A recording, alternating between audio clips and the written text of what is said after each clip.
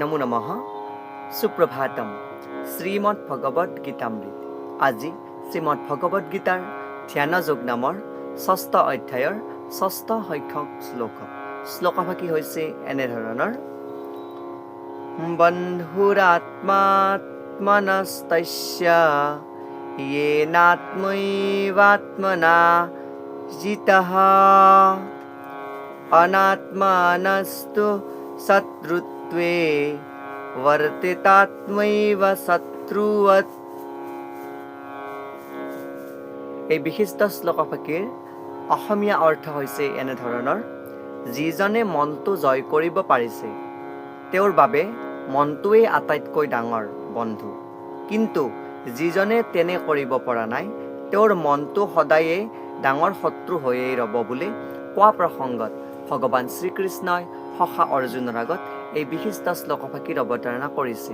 শ্লোকভাগীৰ তাৎপৰ্যাৰ্থত ভাষ্যকাৰে উল্লেখ কৰিছে যে মানৱ জীৱনৰ উদ্দেশ্য সাধনৰ ক্ষেত্ৰত যাতে মনটো বন্ধুৰ দৰে সহায়ক হ'ব পাৰে তাৰ বাবে মনটোক নিয়ন্ত্ৰিত কৰাটোৱেই হ'ল অষ্টাংগ যোগ অভ্যাস কৰাৰ ঘাই উদ্দেশ্য।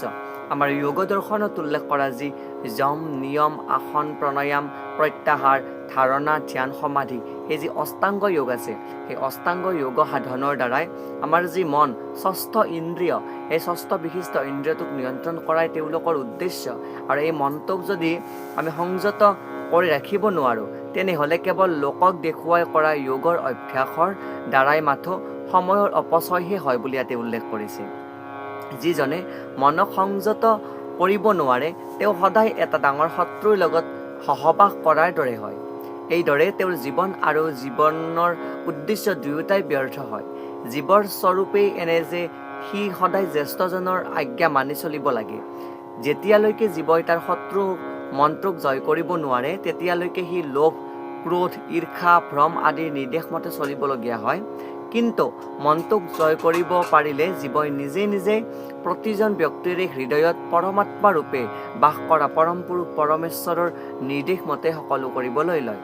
প্ৰকৃত যোগৰ অভ্যাসৰ ফলত নিজৰ হৃদয়তে বাস কৰা পৰমাত্মাৰ লগত জীৱৰ সংযোগ ঘটে আৰু এই জীৱই সেই পৰমাত্মাৰ নিৰ্দেশ মতেই চলিবলৈ লয়।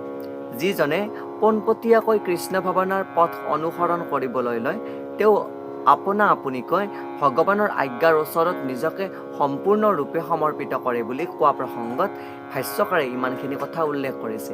কিয়নো যেতিয়া এগৰাকী ব্যক্তিৰ মনত কৃষ্ণ ভাৱনা জাগ্ৰত হয় আৰু যেতিয়া তেওঁৰ প্ৰকৃত যোগ অভ্যাসৰ দ্বাৰাই প্ৰশস্ত হৈ পৰে আৰু তেতিয়া তেওঁৰ নিজৰ হৃদয়ত যি বাস কৰা পৰমাত্মা সেই পৰমাত্মাক উপলব্ধি কৰে আৰু সেই পৰমাত্মাৰ প্ৰকৃততে যি কৃষ্ণৰ স্বৰূপ হয় সেয়া উপলব্ধি কৰে, সেই কৃষ্ণৰ মতানুসাৰে তেওঁ চলিবলৈ লয় আৰু সকলো জীৱকে সমকক্ষৰে চাই এই যি অষ্টাংগ যোগ সাধনৰ মাত সুগম কৰি তোলে আৰু তাৰ পথেৰে তেওঁ নিজৰ যি মনটো আছে সেই মনটোক নিয়ন্ত্ৰণ কৰিবলৈ সক্ষম হয় আৰু মনক জয় কৰি তেওঁ নিজৰ কাৰ্যসিদ্ধি কৰিবলৈ সক্ষম হয় বুলি এই কথাখিনি উল্লেখ কৰিছে।